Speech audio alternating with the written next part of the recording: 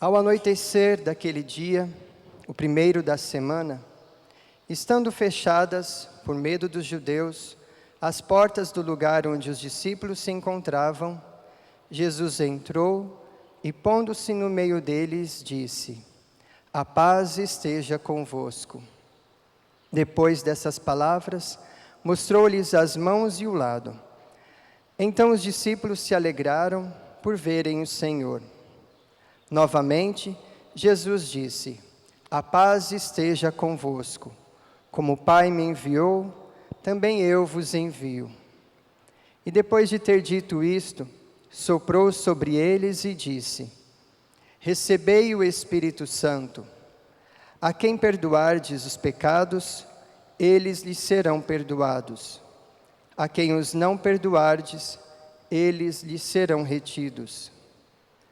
Tomé, chamado Dídimo, que era um dos 12, não estava com eles quando Jesus veio. Os outros discípulos contaram-lhe depois: "Vimos o Senhor." Mas Tomé disse-lhes: "Se eu não vir a marca dos pregos em suas mãos, se eu não puser o dedo nas marcas dos pregos e não puser a mão no seu lado, não acreditarei." 8 dias depois, encontravam-se os discípulos novamente reunidos em casa e Tomé estava com eles. Estando fechadas as portas, Jesus entrou, pôs-se no meio deles e disse: "A paz esteja convosco." Depois Tomé disse a Tomé: "Põe o teu dedo aqui e olha as minhas mãos. Estende a tua mão e coloca no meu lado. E não sejas incrédulo, mas fiel." Tomé respondeu: "Meu Senhor e meu Deus." Jesus lhe disse: "Acreditaste porque me viste? Bem-aventurados os que creram sem ter visto." Jesus realizou muitos outros sinais diante dos discípulos, que não estão escritos neste livro, mas estes foram escritos para que acrediteis que Jesus é o Cristo, o Filho de Deus, e para que, crendo, tenhais a vida em seu nome. Palavra da salvação. Glória a vós, Senhor. Amados irmãos e irmãs, celebramos este segundo domingo da Páscoa, domingo este que, por meio do então Papa João Paulo II, o santo, o São João Paulo II, instituído como Domingo da Divina Misericórdia. Pedido este que o nosso Senhor faz a Santa Faustina, para dedicar este domingo, Domingo da Divina Misericórdia, para que todos pudessem novamente retomar o ensinamento da Igreja, retomar o sentido do santo batismo, retomarmos o dom tão precioso que nós recebemos na entrega de Jesus na cruz. Celebrar a Divina Misericórdia é recordar todos os grandes feitos de Deus na nossa vida, na vida da história da humanidade, a história da salvação. Tantas e tantas coisas poderíamos colocar neste domingo como agradecimento, como gratidão ao nosso Senhor. É olhando para Deus, para a ação de Deus na nossa vida, que nós iremos então perceber e enxergar quantas misericórdias o Senhor nos concede. Quanta misericórdia diante das nossas fragilidades e imperfeições, diante das nossas faltas, diante da nossa falta de fé. Mas assim o Senhor nos vem abraçar com a sua misericórdia, nos iluminar com a sua luz resplandecente que dissipa toda a escuridão. O Papa Bento XVI, quando na homilia da Divina Misericórdia, ele dizia que a misericórdia é a veste de luz que Deus nos concedeu no batismo. No dia do batismo, quando nós então deixamos de ser criaturas e passamos a ser filhos de Deus, quando nós fomos revestidos com a luz de Cristo. E aí então nós recordamos aquilo que Jesus nos fala, que não se acende uma lâmpada para deixá-la debaixo de uma mesa, debaixo de um móvel, mas precisa deixá-la acima, um lugar alto, para que possa iluminar todo este ambiente, toda a casa. Assim, amados irmãos e irmãs, nós batizados precisamos fazer um exame de consciência, de modo especial hoje, neste dia que o Senhor fez para nós. Alegremo-nos e nele exultemos. Dai graças ao Senhor, porque Ele é bom, eterna é a sua misericórdia. Como nós estamos sendo, amados irmãos e irmãs, como fiéis batizados? Será que a veste de luz que o Senhor me concedeu no dia do meu batismo ainda está irradiando através das minhas atitudes, através das minhas ações? Será que eu estou sendo sinal de luz para os meus irmãos? Ou, diante das incredulidades, diante dos desvios e tantas coisas que acontecem na nossa história, de repente essa luz ficou meio que tapada, obscurecida, por tantas coisas que vivenciamos, como que criando camadas em cima dessa veste de luz, e aí então não aparecendo tanto essa claridade. Nós precisamos, amados irmãos e irmãs, fazermos este exame de consciência, ainda mais nestes tempos onde nós não podemos nos reunir todos na casa do Senhor para celebrarmos este santo sacrifício. É um tempo de purificação também, é um tempo de exame de consciência, é um tempo de nós revermos sim as nossas atitudes. O que nós fazemos, amados irmãos e irmãs, o que nós estamos fazendo com a fé que nós recebemos? Como estão sendo nossas atitudes na vida da igreja? Nós ouvimos na leitura de hoje, onde as pessoas olhavam para os cristãos e se admiravam como eles viviam, na alegria, na partilha do pão, eles se amavam. Será que hoje também nós vemos nas nossas reuniões, nos nossos meios, essa alegria, essa fraternidade, este amor, essa partilha? Tantas coisas se perderam, por que se perderam? Mas mais do que isso, tentarmos achar respostas diante de todas as perdas e distanciamentos entre nós vividos, é necessário cada um voltar para si, voltar a olhar para seu coração, para a sua vida e tentar buscar fazer mesmo este exame de consciência. A misericórdia de Deus me abraçou, a misericórdia do Senhor me resgatou, a misericórdia do Senhor me fez um novo homem, a misericórdia do Senhor restaurou, trouxe novos céus e novas terras. Mas o que nós estamos fazendo com esta grande graça, com esta grande alegria que o Senhor nos trouxe? Será que nós, amados irmãos e irmãs, diante das nossas, vamos dizer assim, esperteza, não estamos abusando da misericórdia de Deus? Como nós podemos e como nós abusamos da misericórdia do Senhor? Falamos umas outras vezes acerca dos sacramentos. Como nós banalizamos os sacramentos. Aqui, como disse na Bento XVI, que a misericórdia de Deus é a veste de luz que o Senhor nos concedeu no batismo. Como nós pensamos o batismo, como nós vivemos o batismo, como nós preparamos nossas crianças para receber o santo batismo. Tudo isso precisamos nos questionar. Como é dado a nossas crianças, aos nossos filhos, este sacramento salutar? Será que realmente temos a consciência da dimensão, da sacralidade deste sacramento do batismo? Ou será que se faz, se leva, se vive apenas como um momento social, onde se escolhem o amigo, a amiga para ser o padrinho, a madrinha, ou alguma pessoa que melhor convier para a família, sem meditar acerca daquilo que esse padrinho, essa madrinha, irá ser como testemunha para o seu afilhado, para a sua afilhada? Como nós olhamos o batismo, como nós entendemos o batismo e como nós estamos vivendo o batismo? Hoje é um dia de nós refletirmos sobre isso. O meu batismo, aquilo que eu recebi, aquilo que me fez participante da vida de Deus, como eu estou vivenciando esse batismo. E a partir deste sacramento salutar, dessa veste de luz que o Senhor me concede no santo batismo, como estão sendo as minhas atitudes?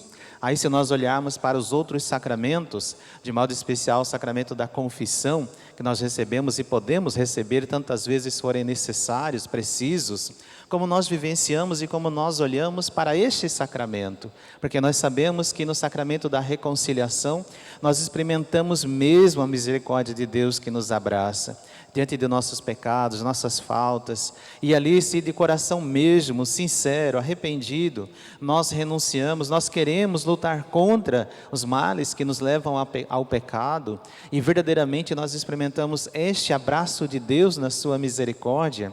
Mas se nós não entendemos desta forma, e nós vemos este momento de confissão apenas mais uma oportunidade para eu confessar, para não ficar sem Eucaristia, e tantas pessoas buscam o sacramento da confissão apenas para comungar, apenas para poder no domingo chegar na igreja e receber Jesus, mas até mesmo no domingo, já saindo da igreja, já não tem vigilância, e aí novamente cai no pecado, e aí na primeira oportunidade de confissão já confessa. Outras vezes, quantas vezes, preparando já a Santa Missa, a fila dos acólitos, leitores, ministros, o sacerdote, e ainda assim chega um fiel ali na fila já, preparado para a procissão da entrada, e um fiel pede a confissão: Padre, atende minha confissão, eu preciso comungar. Fiel que o padre conhece, que já atende várias vezes, porque nós conhecemos nossos fiéis, sabemos das suas histórias, diferente quando alguém realmente precisa e necessita. Mas como nós conhecemos boa parte dos nossos fiéis, nós sabemos que ali é apenas mais uma vez receber um sacramento naquele momento para poder comungar. E aí então o sacramento fica banalizado, tantas e tantas vezes. O sacramento da confissão não é somente um vale para poder comungar, amados irmãos e irmãs, e aí depois já pecar e depois querer confessar novamente. Cria-se um círculo vicioso que não se desfaz. Isso vai fazendo com que cada vez nós ficamos escurecidos diante da nossa falta de fé, de entendimento, e vamos ficando distante de Deus e assim abusando da sua misericórdia. Quantos abusos, amados irmãos e irmãs, da divina misericórdia, diante do convívio nosso de igreja, vida de igreja, entre grupos, movimentos, pastorais, tantas rivalidades, tantas invejas, tantas picuinhas, tantas fofocas, tudo parece que é difícil. Se você quer organizar um evento, quer organizar um encontro, parece que vem montanhas e montanhas de desafios para que isso não aconteça, porque se não for assim, não for assado, tantas coisas ruins que dá vontade de não fazer nada. E é diante dessas brigas, dessas picuinhas, nós olhando para a leitura de hoje, vendo a alegria dos cristãos que viviam o amor, viviam a fraternidade, partilhavam, conviviam. Como enxergar isso hoje na nossa igreja? Muito difícil de enxergarmos, quase não mais existe. Então, mais do que nunca, nós precisamos, amados irmãos e irmãs, meditarmos a misericórdia de Deus mesmo na nossa vida. O que nós estamos fazendo com a misericórdia de Deus, o que nós estamos fazendo com essa veste de luz que Deus nos concedeu no dia do nosso batismo, como nós estamos vivendo esta graça, amados irmãos e irmãs. Não basta apenas buscarmos na oração, nas meditações, clamarmos ao Senhor misericórdia, se nós não buscarmos retidão, se nós não buscarmos mudança de vida, mudança de atitude. Essa luz, amados irmãos e irmãs, que irradia, que nos veste, nos faz participantes da vida de Deus, precisa conduzir os nossos passos, precisa conduzir os nossos passos. Olhemos, amados irmãos e irmãs, para a própria história da nossa igreja. Recordamos ainda o Senhor que na cruz, já sem vida, é ali traspassado por uma lança, e do seu lado sangue e água jorram, para poder nos trazer estes sacramentos, para poder nos trazer a própria igreja. Os santos padres da igreja que nos falavam tanto e nos falam e nos ensinam até hoje, iluminaram também a doutrina da igreja, o catecismo, quando fala que com o sono da morte do Senhor na cruz, ao ser transpassado, nasce para nós a igreja, nascem para nós os sacramentos. Assim como Adão dormia e Deus então do seu lado tirou Eva, sua companheira. Nós olhamos para este momento do novo Adão, que dormindo na cruz, do seu lado é tirada a nova Eva, é tirada a igreja para nós, do lado do Senhor. Ó sangue e água que jorrastes do coração de Jesus lá na cruz,